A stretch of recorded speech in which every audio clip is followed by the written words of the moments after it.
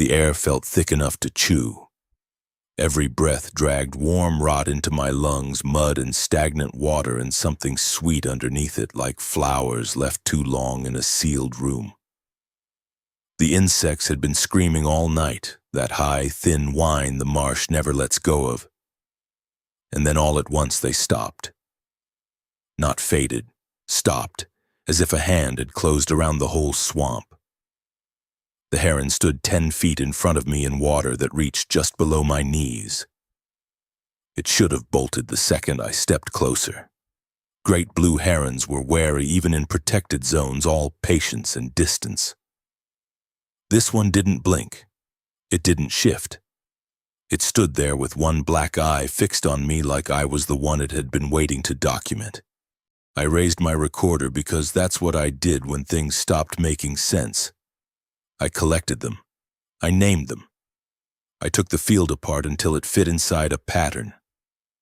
The device clicked on.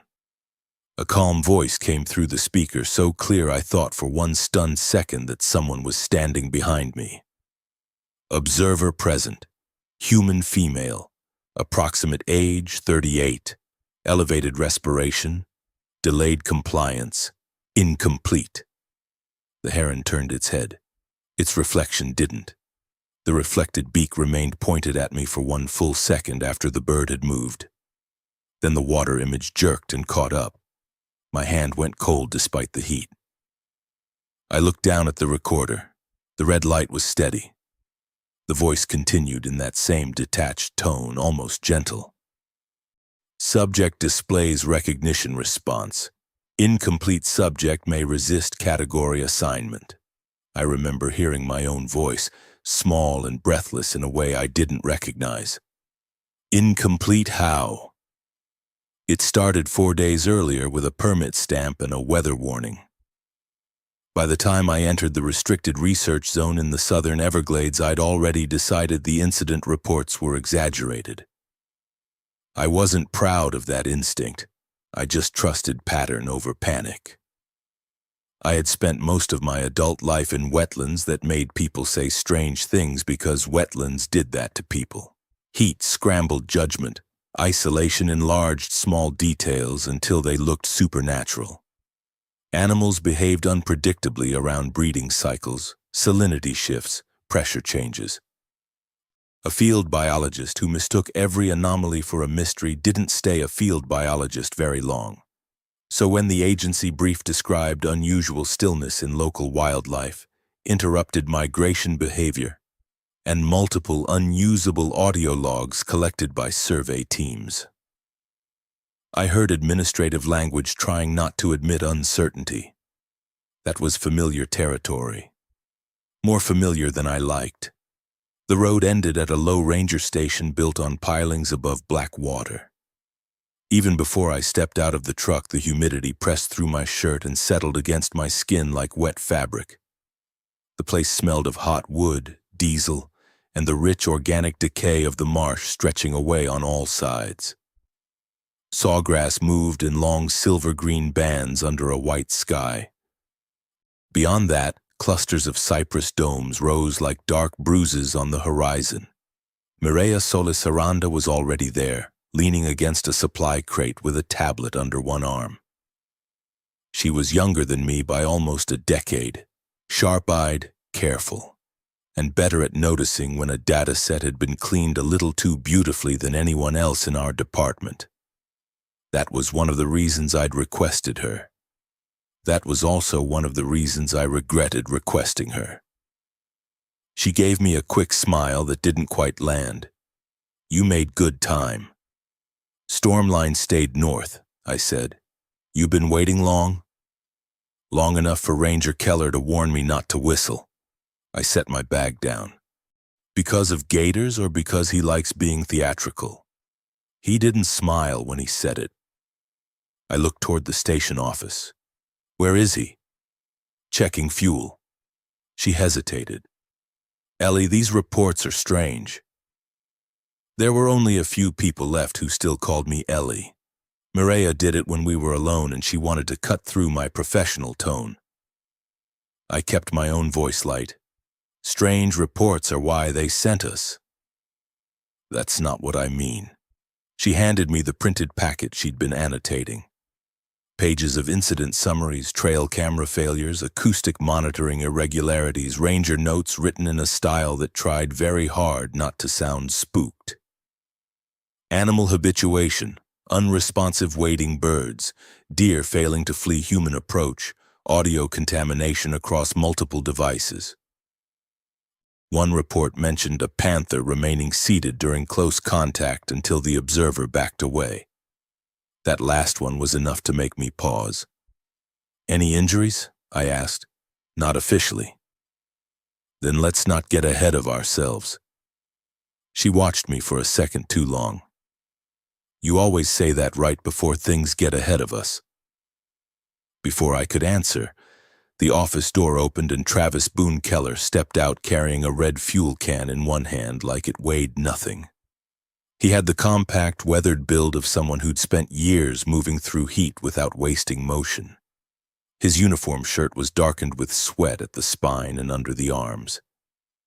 His face had that Everglades look I associated with old guides and long-serving rangers, sun-scoured skin, pale eyes, and an expression that gave nothing away cheaply. He nodded at me once. Dr. Kincaid. Ranger Keller. I looked over your equipment list. His gaze moved to the hard cases beside my bag. You've got more recording gear than I was told. Acoustic anomalies were one of the reasons we're here. That right. It wasn't a question. He set the fuel can down and wiped his palm on his pants. I said, You've spent more time in the zone than anyone. Do you have a working theory? He looked past me toward the marsh.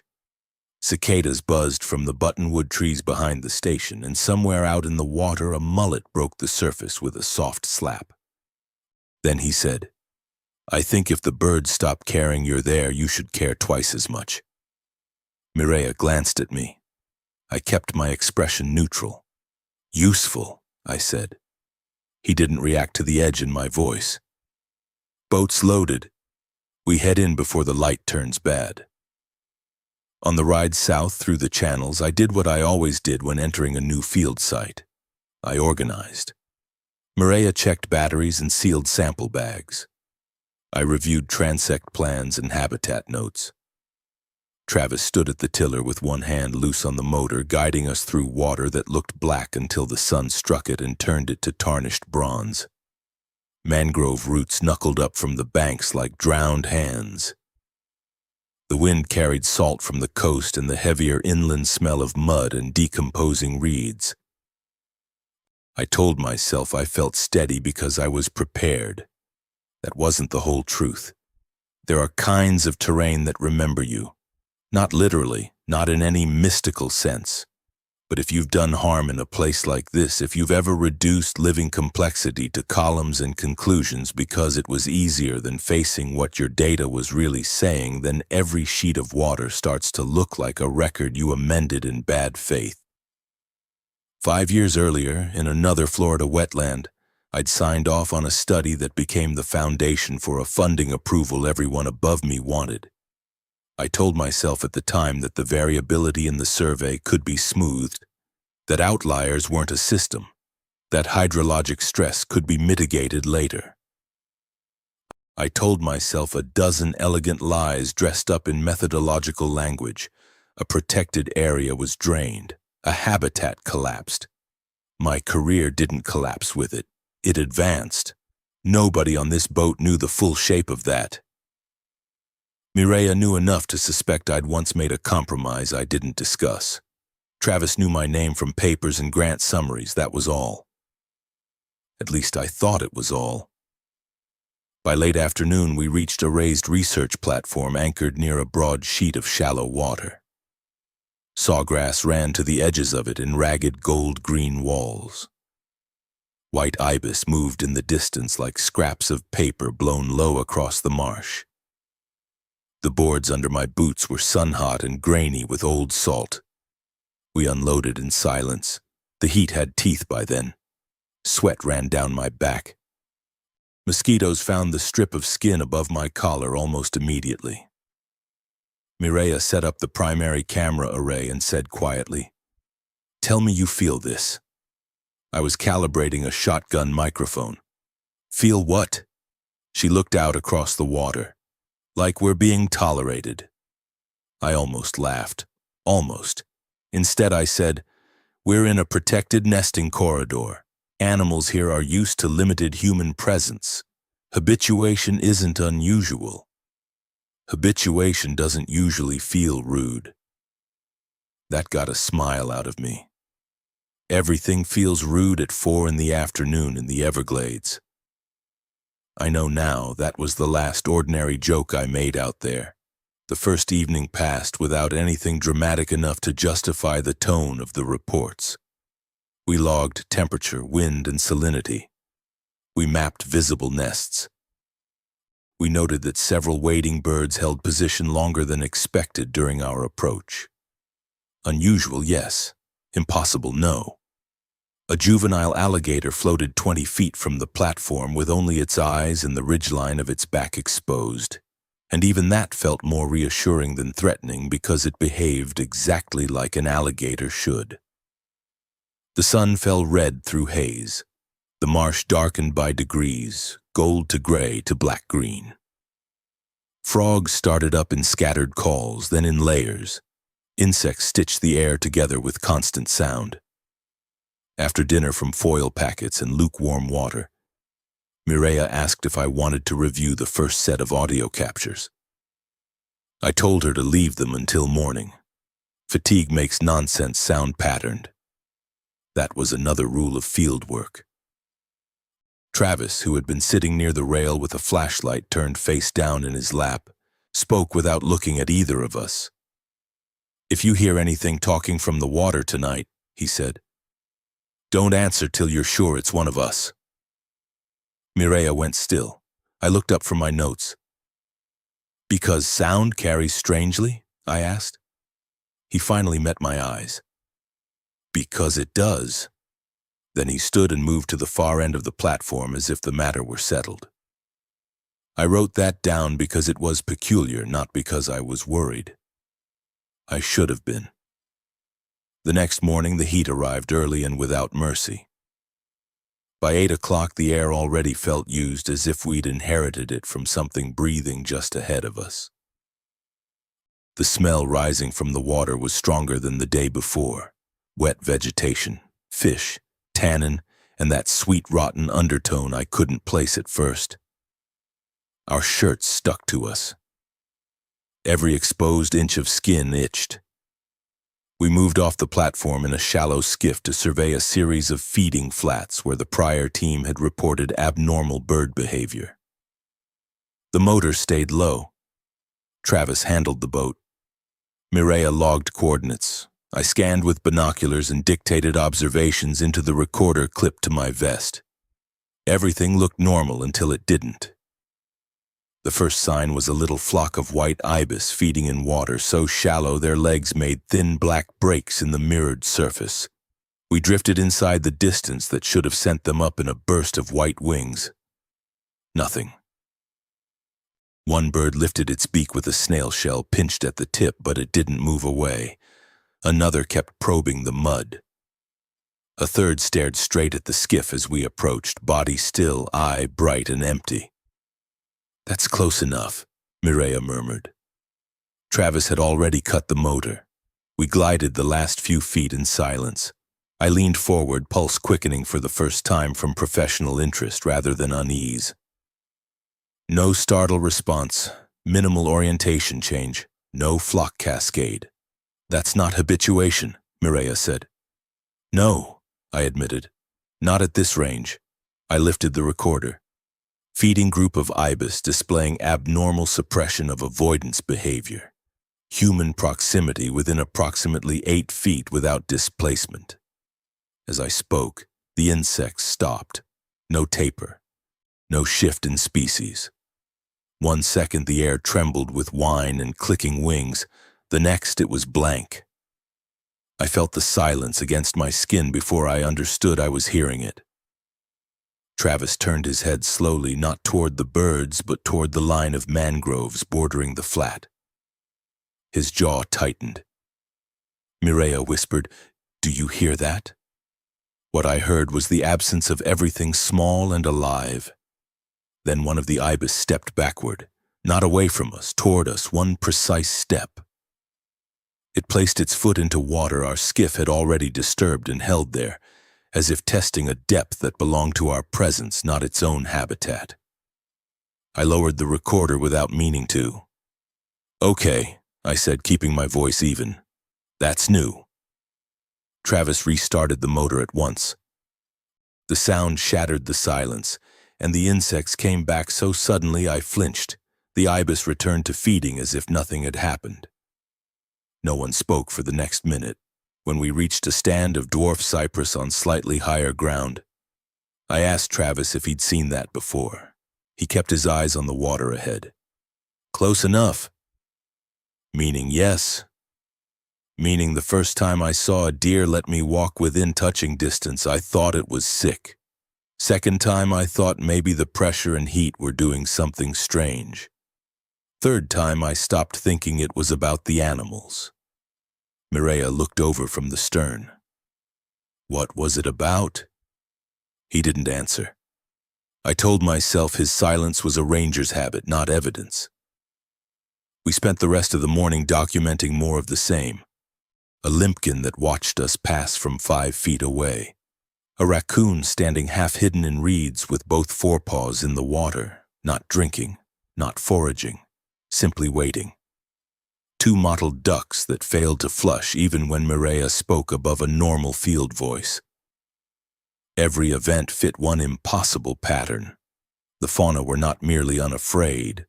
They were disengaged, as if human proximity had ceased to matter. That should have felt like a broad, ecological change. Instead, it felt personal, intimate in a way I couldn't have defended scientifically. At midday, we stopped at a small mud bank exposed by the season's low water. It was the kind of place you'd overlook on satellite imagery and remember only when your boots sank into it. Heat rose from the muck and waves. The smell there was overpowering, anaerobic decay and warm algae rich enough to taste.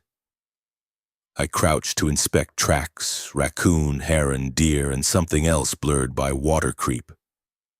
Mireya moved upslope with the parabolic mic to catch ambient calls. Travis stayed by the skiff, eyes working the tree line. Then Mireya said, "Ellie?"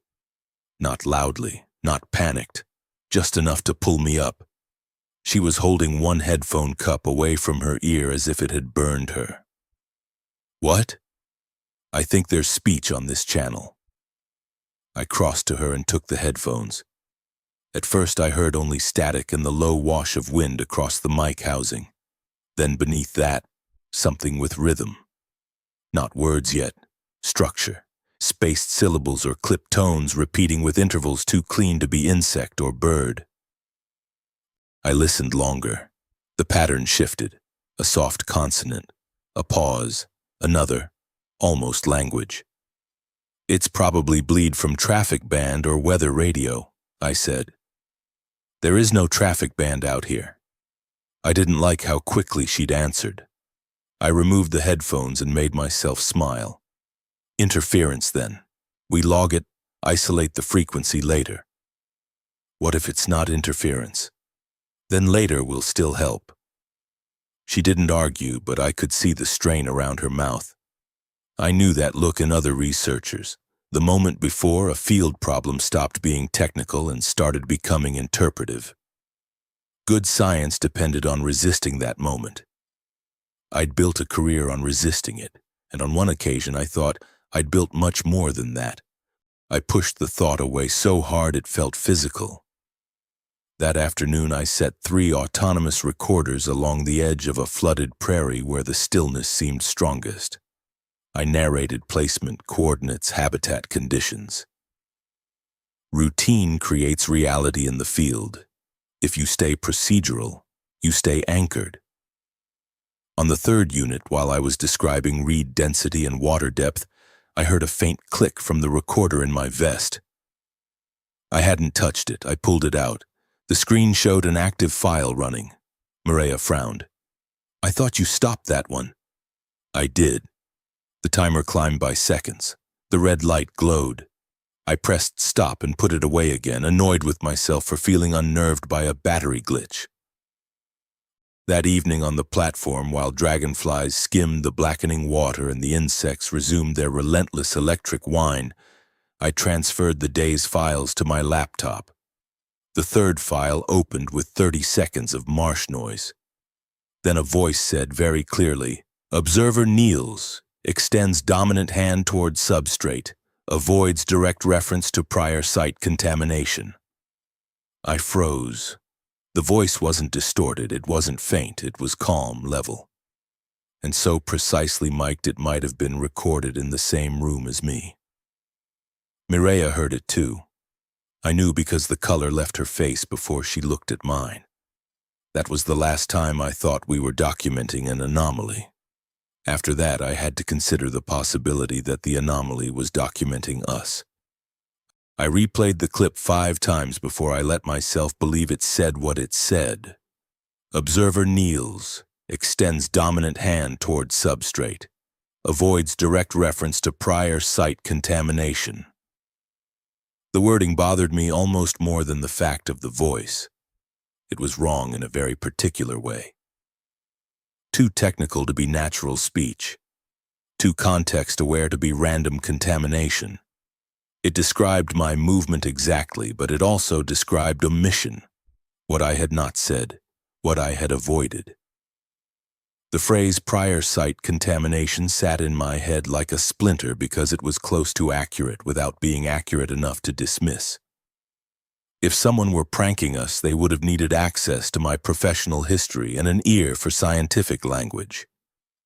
If it was machine assembly from stray inputs, it was impossibly targeted. Mireia stood behind me with her arms folded tight across her ribs. The platform light attracted moths that battered themselves against the screened housing in dry, soft taps. "Tell me it's a splice," she said. "It could be signal intrusion. It used your present tense actions. The recorder may have buffered audio from another channel. That isn't better." No, it wasn't. I listened again, this time to the ambient layer under the voice. Water insects, wind, a distant splash, no room tone, no electronic hum. Whoever or whatever had produced the speech was acoustically in the marsh with us. Travis was at the far rail sharpening a knife with slow, economical strokes on a stone. I hadn't realized he was listening until he said, "Delete it." I looked over. "Excuse me?" "The file. Delete it." "On what basis?" He slid the knife into its sheath and stood. "On the basis that nobody I've met out here got safer by keeping them," Mireia said. "Them?" He didn't answer that either. I closed the laptop halfway, not enough to shut it down. "Ranger Keller, if you know more than you've been saying, now would be the time." He came over then, not hurried, not dramatic. The boards gave a dry creak under his weight. Up close I could smell river mud and sunscreen and old smoke on his clothes. "I know that people who hear those voices start treating them like evidence," he said. "They try to prove what happened. They run comparisons, save files, make copies. The more organized they get, the worse it goes." "That's superstition," I said, a little too quickly. He held my gaze. "You came here because animals quit reacting to people. That's not superstition. You just heard a recorder comment on something you didn't say out loud. That not enough yet?" His certainty annoyed me because it pressed against the part of myself that was already losing ground. "I don't throw away data because it makes me uncomfortable." That landed harder than I intended. Mireia looked down. Travis' face didn't change, but he said, "Maybe that's why you're in trouble." Then he turned and went back to the far end of the platform.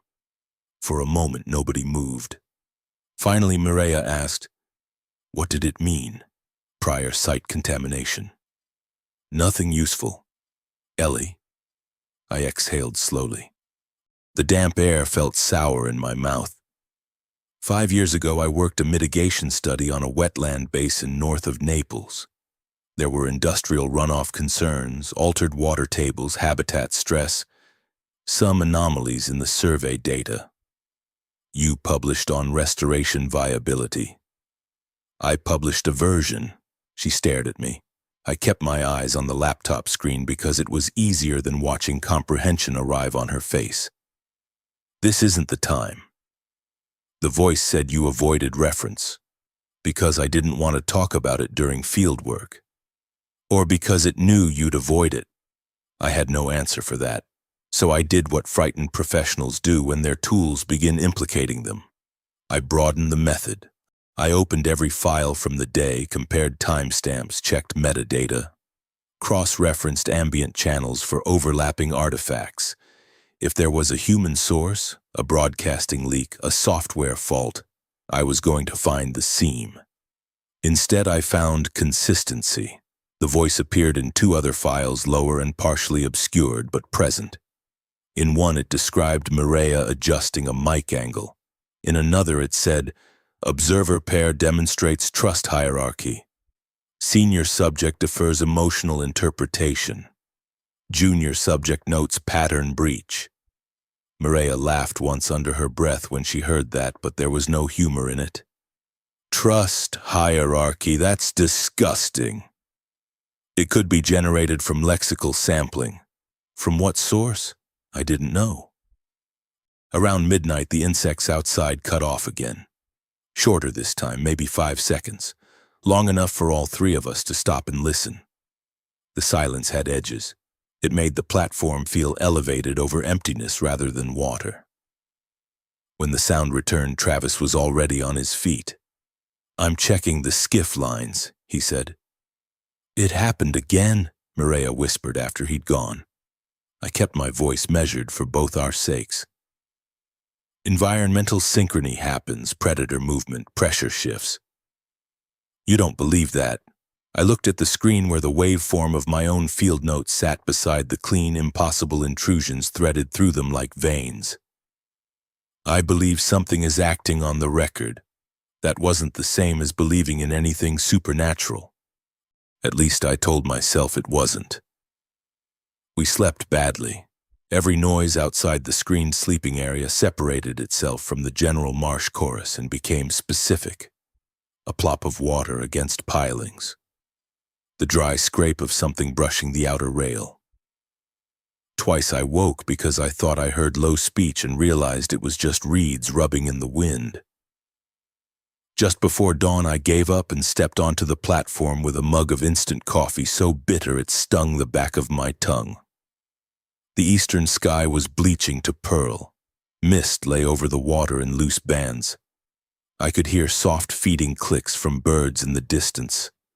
And nearer, the regular drip of condensation from the roof edge. Something had been placed beside my laptop, a notebook. It was small enough to fit in one hand, black cover swollen from damp, corners blunted white with wear. I knew at once it wasn't ours. The elastic closure had snapped long ago, mud dried in a cracked fan across the back. I picked it up and felt the grit on the cover catch against my thumb.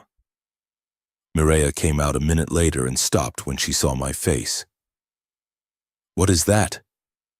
"I was about to ask you." She shook her head. Travis emerged from the far side of the platform carrying a coil of rope.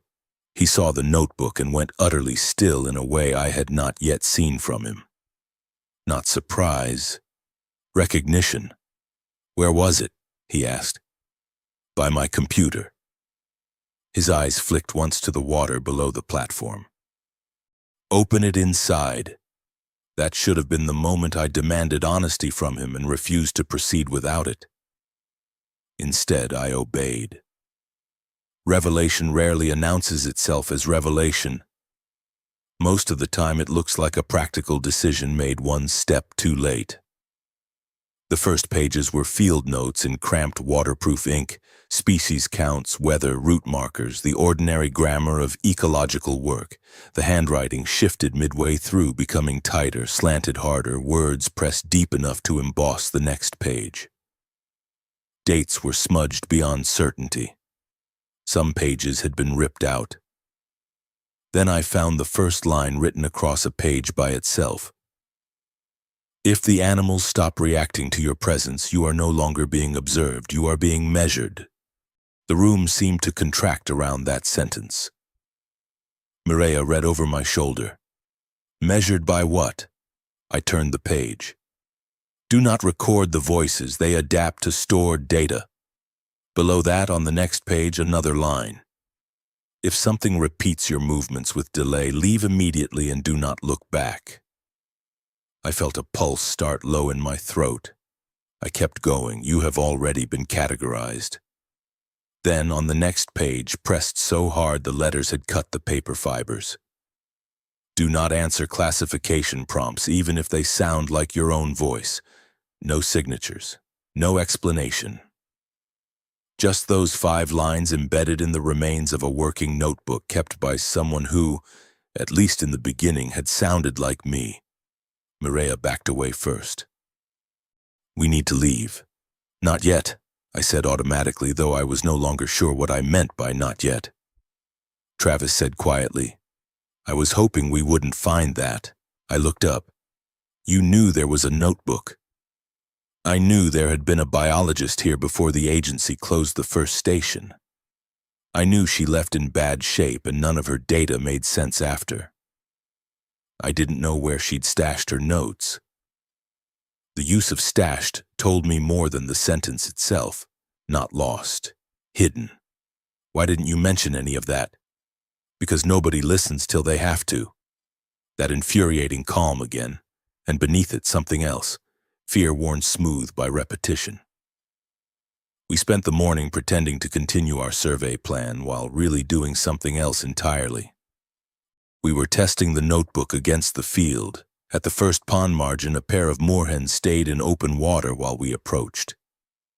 Rule 1. At the second site, I deliberately left the recorder in a sealed case and took notes by hand. The act felt theatrical. Almost superstitious until the absence of that clipped red light on my vest eased a pressure I hadn't known I was carrying. Rule 2. The sun climbed. Heat hammered the water flat. Mosquitoes gathered in shaded pockets like smoke. We stopped near a channel cut through by old management crews decades earlier. Little more than a scar in the marsh now. I stepped out of the skiff to check plant density at the edge. Warm water closed around my calves, silt feathered up between my boots. There was a trembling sheen on the surface from the wind. My reflection lay broken there in strips, face, throat, hat brim, shoulder. I lifted a hand to wipe sweat from my cheek. My reflection didn't.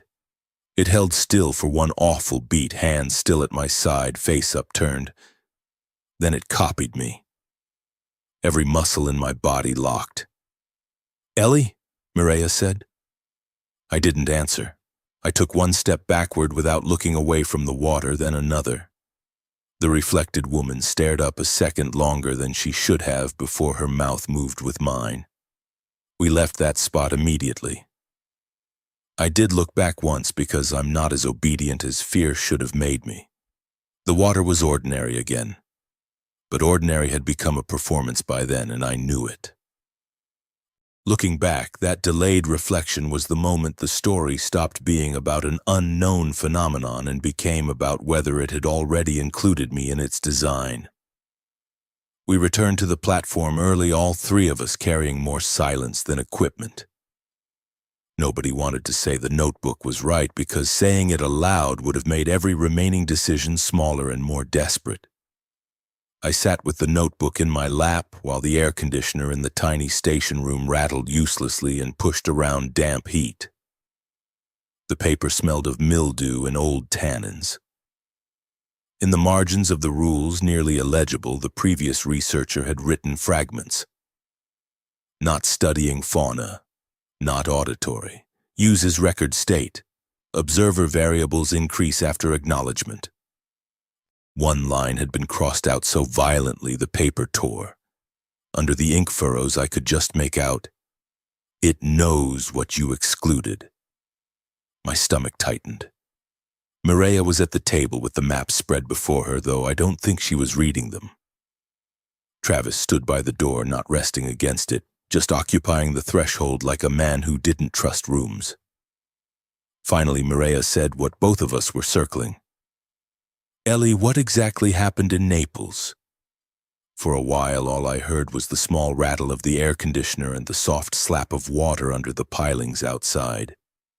Then I told the truth in the most technical language I could manage, which is how people like me first confess.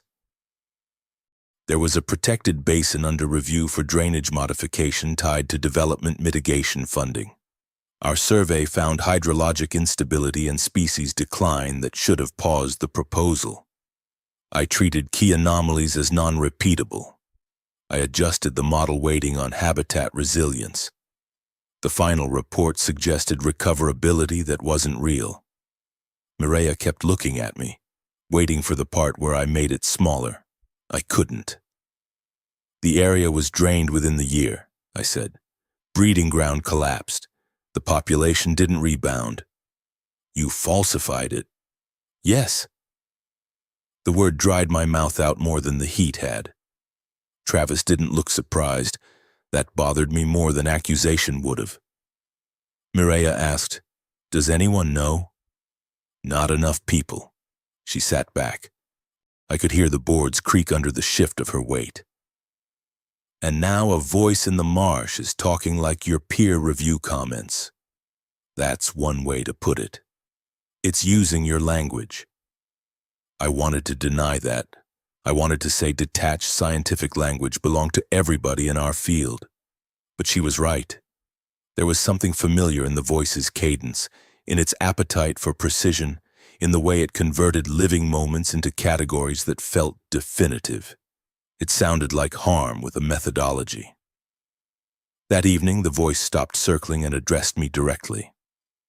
We were on the platform at dusk because none of us wanted to be inside.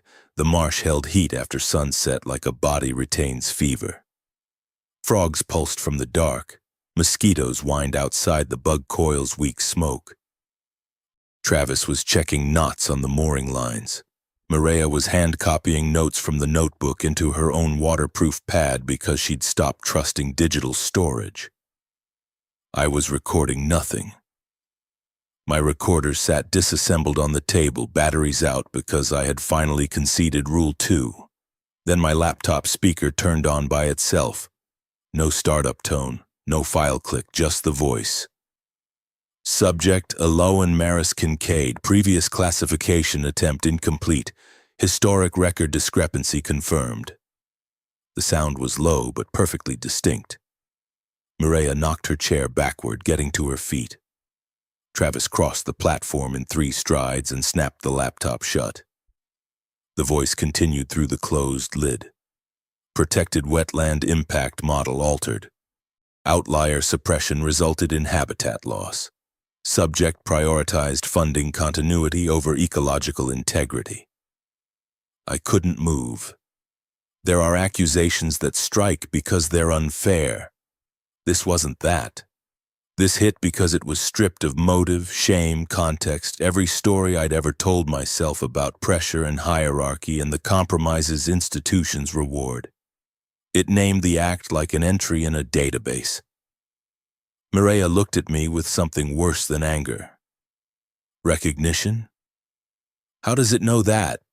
My first answer was uselessly honest. I don't know. The closed laptop went on speaking in that same calm tone. Subject demonstrates persistent avoidance response when confronted with omitted variables. Subject history indicates willingness to redefine survival parameters for system compliance. Travis opened the battery compartment, yanked the power cell free, and dropped it onto the table. The voice stopped. The sudden silence rang. Mireia's breathing was shallow and fast. Mine wasn't much better. I stared at the black screen, seeing my own warped reflection in it. Pale face, damp hair escaping its tie, eyes wider than I wanted them to be. Then Travis did something I should have understood as both rescue and warning.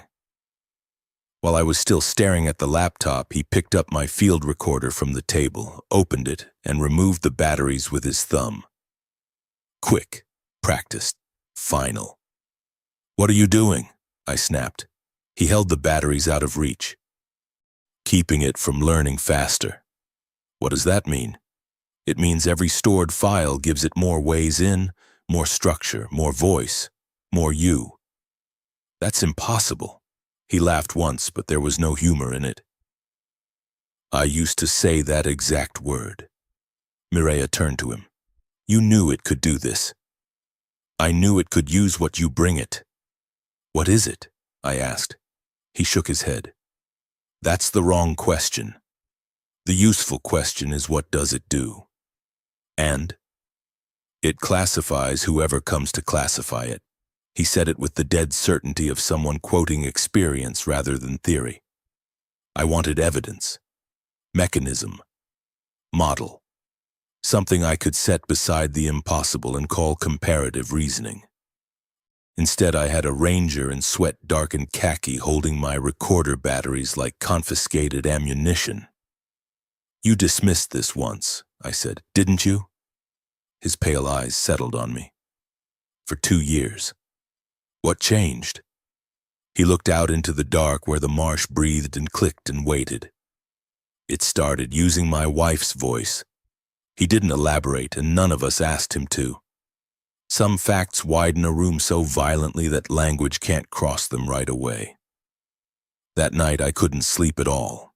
The air tasted metallic. Every time I closed my eyes, I heard the voice listing my choices as if they had always belonged to a chart. I kept returning to one phrase. Previous classification attempt incomplete. Attempt when? In Naples. In the falsified study. In every field season after, where I had worn competence like absolution. Toward dawn, unable to bear the cot another minute, I went to the workstation to check our external drives. 3 new audio files were sitting in the folder. No one had recorded them. The timestamps were blank. That was when I understood betrayal in its purest professional form. The tools were no longer failing us. They were collaborating. I opened the shortest file before I could stop myself.